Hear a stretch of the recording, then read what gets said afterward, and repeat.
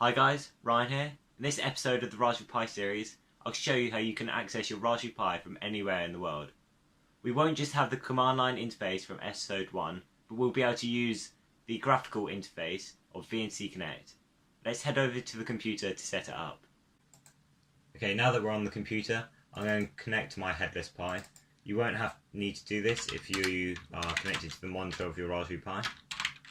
So let me just put my password in. Okay, if you're using a Raspberry Pi connected to a monitor, just open up Terminal and you can follow along. So to start with, we need to do sudo apt-get update.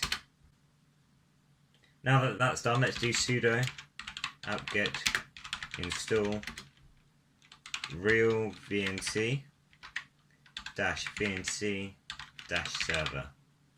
This is going to install the VNC server that we're going to connect to from another computer or from a phone.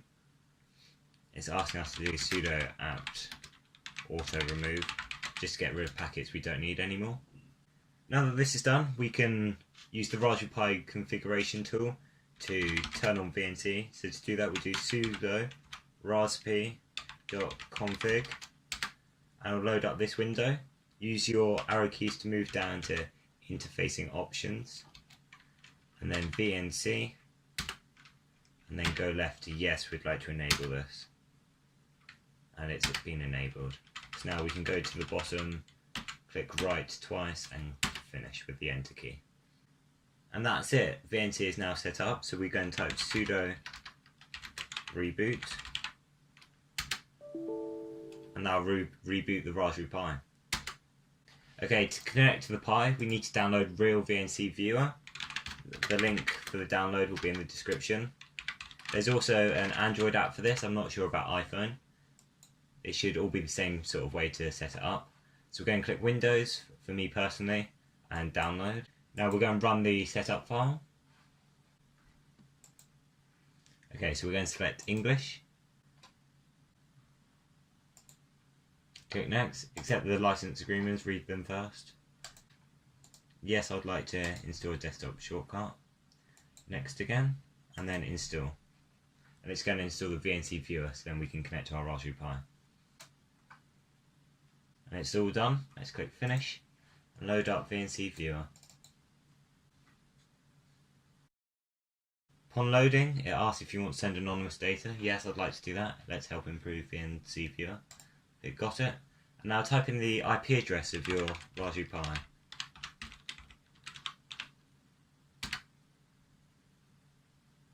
And it's just connected. Let's click continue, and I'm going to put my username and my password in.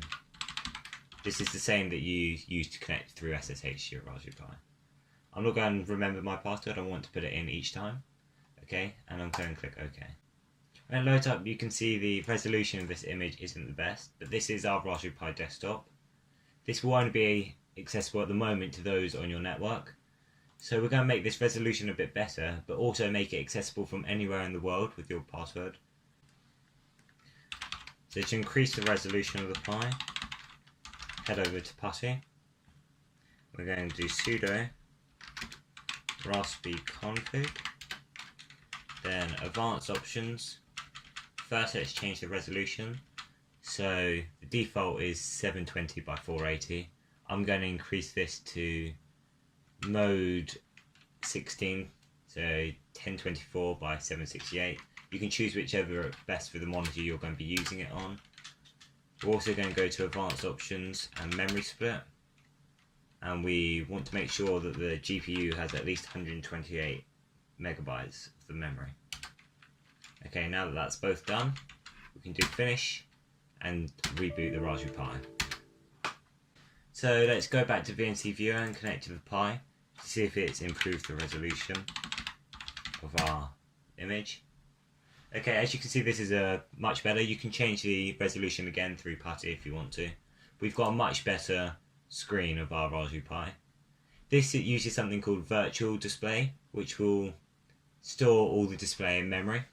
So it's not going to be as good as if the Pi was connected to a screen. Okay, so this is the end of part 1. We've got a Raspberry Pi that's working on our local network, and we can see the display from any computer or phone. Next, I'm going to show you how to open it up to anywhere in the world, so you can connect to your Raspberry Pi from your phone or computer, from college, from work. Okay, step 1 is to sign up for a real VNC account. The link to do this is in the description below.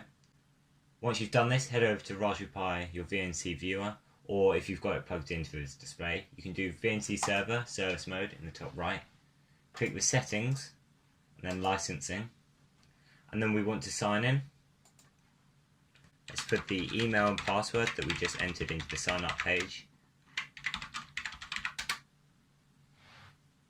And then click sign in.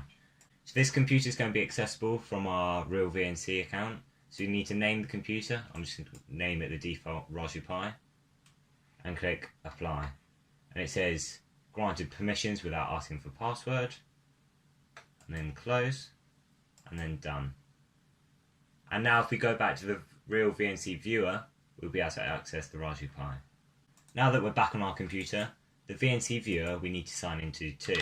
So sign up with the same username and password that you used on your Raspberry Pi. Okay, now that we've logged back in, we can go onto Ryan's team. We can double click Raspberry Pi and it's connecting to our Raspberry Pi. This is going to work from anywhere in the world. We need to make sure that we allow access to our firewall though, and also confirm that it's the right Raspberry Pi. Here we put our username and password for our Pi. So that's it, all done. As long as you leave your Raspberry Pi plugged in, you'll be able to access your Raspberry Pi's display from anywhere in the world. Thanks for watching. If you've got any questions or improvements for future episodes, put them in the comments below. Thanks for watching, like, comment and subscribe, and remember, stay curious, stay creative, stay faithful.